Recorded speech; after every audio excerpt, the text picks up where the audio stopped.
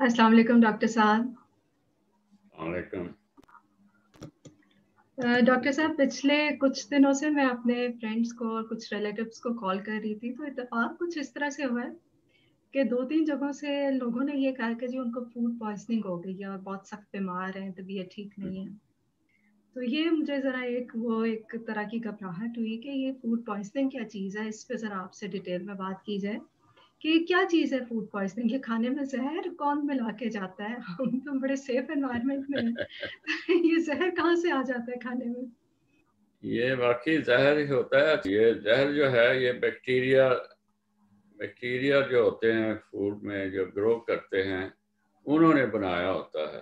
तो अगर तो ये इसको हम कहते हैं टॉक्सिन। जो टॉक्सिन जो है अगर पहले से ही बैक्टीरिया ने खुराक के अंदर बनाया हुआ है तो वो जब आप खाना खाते हैं तो वो आपके स्टमक में जब पहुंचता है तो वो जहर खा रहे हैं आप खुराक के साथ। ये ऐसा बैक्टीरिया, इसको हम स्टेफिलोकोकस कहते हैं। मैंने ये देखा है कि जो बेकरीज वाले बनाते हैं उन्होंने सजाए होते हैं उसमें ही ये ज़्यादा कॉमन है।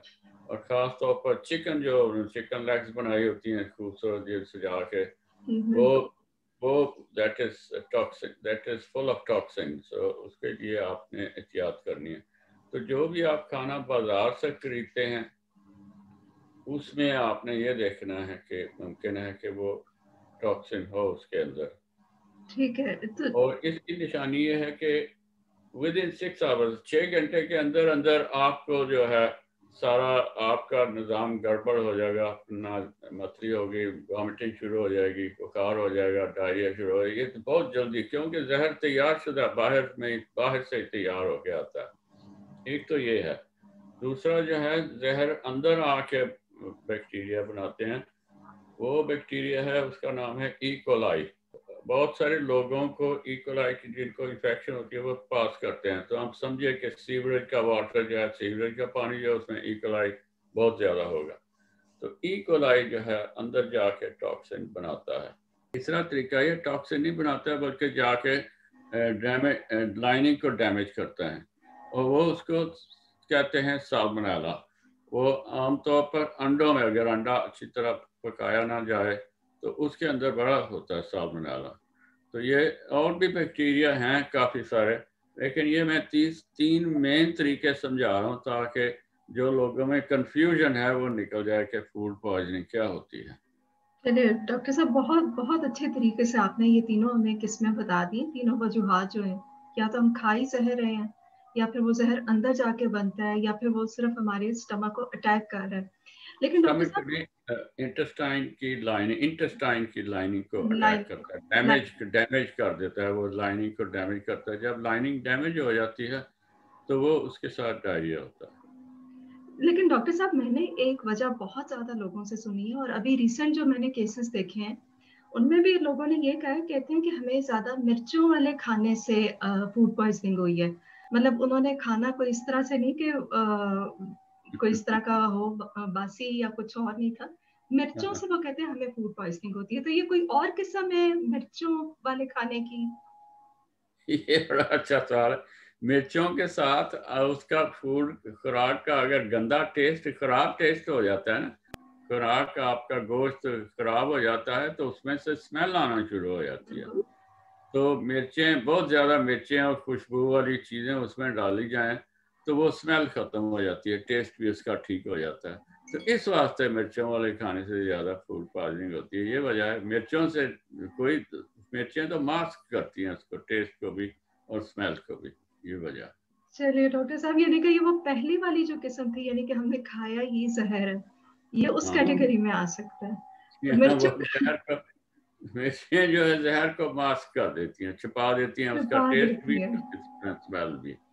इसका मतलब है मिर्चों का अपना कोई कसूर नहीं है। मिर्चों का कोई कसूर नहीं है। चलिए, ये डॉक्टर साहब को मुझे मिर्चें खाने का शौक है, मैं सोच रही थी कि आइंदा से इसको खाइए। मिर्चें। सब जी हाँ, बिल्कुल। एक और वजह भी लोग बहुत ज्यादा बताते हैं। वो कहते हैं कि कुछ मौसम ऐसे हैं जिनमें ज्यादा फूड पॉइजनिंग होती है, जिस तरह बरसात का मौसम है, या फिर चेंजिंग वेदर, जब मौसम बदल रहा हो, यानी कि अब जिस तरह गर्मियां आ रही हैं तो इन मौसम में ज्यादा फूड पॉइजनिंग होती है। तो मौसम का क्या ताल्लुक है फूड पॉइजनिंग से? अच्छा, ये और अच्छा सवाल है।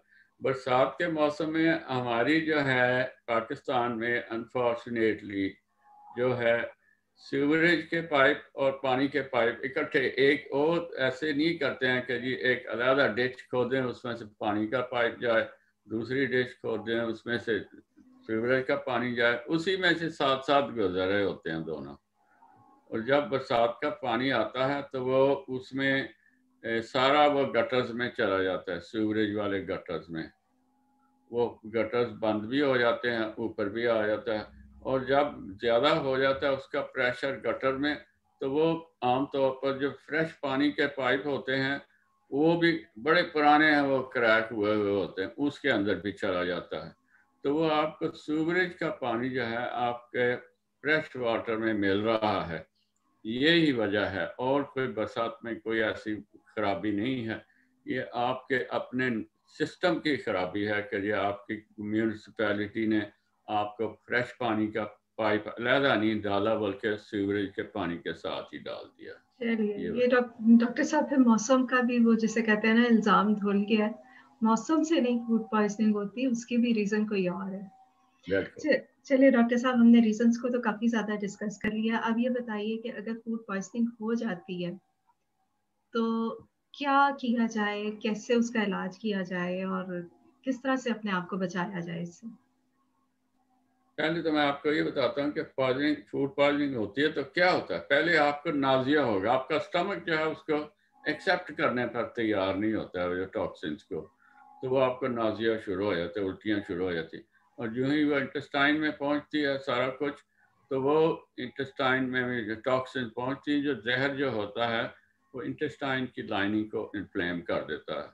तो जब वो लाइनिंग की इन्फ्लेमेशन होती है तो वो आपका जो पानी और जो खुराक जो इंटेस्टाइन में से गुजर रहा है वो नॉर्मली तो एब्जॉर्ब हो जाता है, हमारे खून में शामिल हो जाता है, वो एब्जॉर्ब नहीं हो सकता है, वो सारा कुछ बाहर ही निकलना शुरू हो जाता है, तो इसलिए आपको डायरिया होता है। तो that's the cause of diarrhoea. तो इसके साथ बुखार भी हो जाता है, हेडेक भी हो जाती है, लिस्टनेसनेस, लैक ऑफ एनर्जी होती है, क्योंकि आपके जो नमकियात जो हैं आपके सारे पानी आपके डायरिया के साथ गुजर रहे हैं, बाहर जा रहे हैं सारा कुछ, ब्लड प्रेशर भी आपका लो हो जाता है। ठीक है। चलिए डॉक्टर साहब, यानी कि ये अलामात इसकी हो गई कि मतलब नौसिया आपको फील होगा, वॉमिटिंग, डायरिया और उसके साथ बुखार की कैफियत भी पैदा हो सकती है। तो डॉक्टर साहब ये बताइए कि इन अलामात के साथ डॉक्टर के पास किस वक्त जाना चाहिए? क्या इनको घर पे ट्रीट किया जा सकता है या फौरी तौर पे डॉक्टर की तरफ जाना चाहिए? सबसे पहले तो आप ये देखें कि किसको हो रहा है। अगर जवान आदमी को है तो फिर कह रहे कुछ एक आध दिन घर में रह के वो इलाज अपना कर सकते हैं, लेकिन अगर छोटे बच्चे को है तो ये खतरनाक है, क्योंकि बच्चों का पानी निकल जाए, एक दिन दो दिन डायरिया लगा रहा है तो वो फेटल भी हो सकता है। तो इसलिए छोटे बच्चे को अगर डायरिया है तो फौरन डॉक्टर के पास जाएं। दूसरा है कि प्रेगनेंसी में अगर है, प्रेगनेंट औरत को है तो वही हालत है, वही कैफियत हो जाती है। और बहुत बूढ़े लोगों को है डायरिया तो उनको भी हॉस्पिटल या डॉक्टर के पास जाना चाहिए। अच्छा डॉक्टर साहब, फिर ये बताइए कि इसका इलाज क्या किया जाए? मतलब फौरी तौर पे घर पे इलाज करना हो तो किस तरीके से इलाज किया जाए, और डॉक्टर के पास जाके हमें किस किस्म का इलाज एक्सपेक्ट करना चाहिए? बेहतरीन इलाज क्या है इसका? सबसे पहले तो हमने अपना बचाव करना है। आपका जो है जिस्म जो सारा जो रिजेक्ट कर रहा है आपका फ्लूइड और इलेक्ट्रोलाइट जो आपको जिस्म में से निकल रहे हैं, सोडियम एंड पोटासियम, ये जो दो इलेक्ट्रोलाइट हैं बाहर जा रहे हैं। तो इसलिए एक बड़ा अच्छा सोल्यूशन बनाया जाता है, उसको ORS कहते हैं, ओरल रिहाइड्रेशन सॉल्ट। तो वो आप काफ़ी इस्तेमाल करें जितना भी हो सकता है। दफ़ा प्यास नहीं लगती है क्योंकि नमक भी निकल जाता है, तो अगर नमक ना हो ज़्यादा जिस्म में तो वह प्यास भी कम लगती है। लेकिन आप ज़बरदस्ती पिए ORS, अगर नाज़िया वॉमिटिंग हो रहा है तो सिप करके, लेकिन ये ना करें कि वो छोड़ दें, क्योंकि बाद लोगों का ख्याल होता है कि जितना, मेरे पास पेशेंट आते थे कहते हैं डॉक्टर साहब जितना हम पानी पीते हैं बाहर निकल जाता है, इसलिए हमने पानी पीना ही छोड़ दिया। ये ना करें, वो पानी आपका बहुत ज़रूरी है आपकी जान बचाने के लिए। आप पानी पीना ना छोड़ें, ज़्यादा पिएं, और लेकिन उसमें ORS मिला दें। एक तो ये है। दूसरा ये है कि हम चाहते हैं कि आपके जिस्म में नॉर्मल बैक्टीरिया ग्रो करें, जो कि योगर्ट में होते हैं। जो नॉर्मल बैक्टीरिया हम चाहते हैं वो आपके दूसरे बैक्टीरिया को भी ख़त्म कर देते हैं। आपके लिए, सेहत के लिए भी ठीक है। तो योगर्ट का इस्तेमाल करें।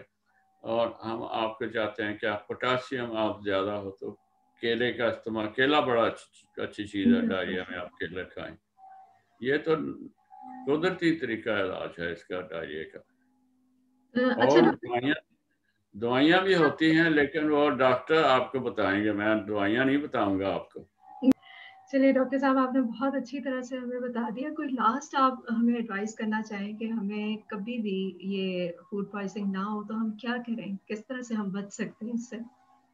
उससे बचने के लिए सब उससे बचाव करेंगे। अपना किचन जो है आपका खाने की फैक्ट्री है, उस फैक्ट्री को साफ रखें।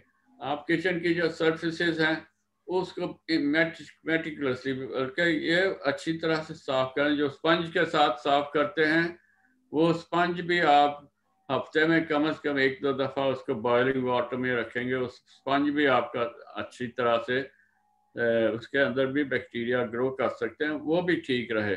और साबुन के साथ आप लगाकर सारी सरफेसेस को साफ करें। जो आपका एक लकड़ी का जो बोर्ड होता है जिस पर गोश्त को काटते हैं, वो भी मेटिकुलसली बड़े अच्छे तरीके से साफ करना चाहिए उसी स्पंज के साथ। और अगर आप साबुन के साथ अगर आप चिकन बनाते हैं और उसके ऊपर चिकन काटते हैं, तो चिकन में जो है एक बैक्टीरिया होता है कैम्पाइलोबैक्टर, वो बहुत जल्दी ग्रो करता है और वो बहुत जल्दी इन्फेक्शन भी कर देता है। तो वो उसको ख़त्म करने के लिए आपने जो लकड़ी का बोर्ड है, चिकन जिस पर चिकन काटा है, वो उसको अलहदा रखें, उसका नाइफ भी अलहदा रखें, उसके बर्तन भी अलहदा रखें। इतना एहतियात करें। चिकन समझे कि चिकन भी आपको टॉक्सिक हो सकता है चिकन आपके लिए। ठीक है। तो वो और जो आप चिकन वाले हाथों के, जो चिकन आपने जिन हाथों से काटा है, वो सरफेस को ना लगाएं, किचन की सरफेस को, वो भी हाथ अच्छी तरह से धो लें। अभी आपने चिकन के बारे में इतना कुछ कहा है तो वो थोड़ा सा एक डर लगे कि चिकन को ज्यादा पकाना चाहिए।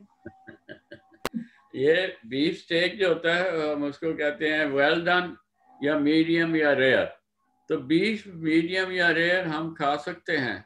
उसमें बीफ के अंदर जो होता है बैक्टीरिया उसकी सरफेस पर होता है, तो वो जब हम बीफ को धोते हैं तो वो ख़त्म हो जाता है, साफ हो जाता है। लेकिन चिकन का उसके अंदर होता है। चिकन को धोने के साथ वो बैक्टीरिया ख़त्म नहीं होता, वो उसके अंदर होता है। तो चिकन को अगर हमने वेल डन वेल कुक्ड ना खाएंगे तो उसके साथ बीमार हो जाएंगे। तो chicken must be cooked very well, boiled, boiling point. चलिए डॉक्टर साहब, बहुत शुक्रिया। कोशिश करेंगे कि इतनी एहतियात करें, लेकिन फिर भी जो एक चीज़ मुझे समझ में आ रही है, ये एहतियात हम घर पे कर सकते हैं, लेकिन जब बाहर कहीं पे हम खाना खाते हैं तो हमें कुछ पता नहीं है कि वो किस तरह से पका है, किन हाथों ने पकाया है, वहाँ पे सफाई का क्या बिल्कुल, इंतजाम है। बिल्कुल, बिल्कुल। तो बाहर जब आप खाना खाएंगे तो ऐसी चीज़ों का ऑर्डर दें जो कि आपको पता हो कि ये इस तरह गड़बड़ नहीं हो सकती। मसलन चिकन कबाब का ऑर्डर ना दें। अगर आप ठीक। सीख कबाब का ऑर्डर दें तो चिकन कबाब ना हो, लैम या बीफ का हो, वो ठीक है, दैट विल बी ओके। लेकिन ये देख लें कि अगर उसमें उन्होंने बहुत ज़्यादा मिर्चें डाली हैं तो उसमें सस्पिशियस है कि वो गड़बड़ तो नहीं है। तो कुछ और छुपाने के लिए मिर्चों को डाला गया। खाने के लिए मिर्चें डालते हैं। तो सलाद जो है उसको हम कुक नहीं कर सकते हैं, वो भी अगर गंदे पानी के साथ सलाद धोया हुआ तो वो भी खराब हो सकता है। बहुत शुक्रिया डॉक्टर साहब, आपने आज बहुत डिटेल में हमें बता दिया इसके बारे में, और फूड पॉइजनिंग और घर पे एहतियात करने के बारे में। बहुत शुक्रिया व्यूअर्स। आपको डॉक्टर साहब से कोई सवाल करना हो तो हमें कमेंट सेक्शन में लिख दीजिए, आपका सवाल डॉक्टर साहब से जल्दी डिस्कस किया जाएगा। बहुत शुक्रिया डॉक्टर साहब। थैंक यू, शुक्रिया, अस्सलाम वालेकुम।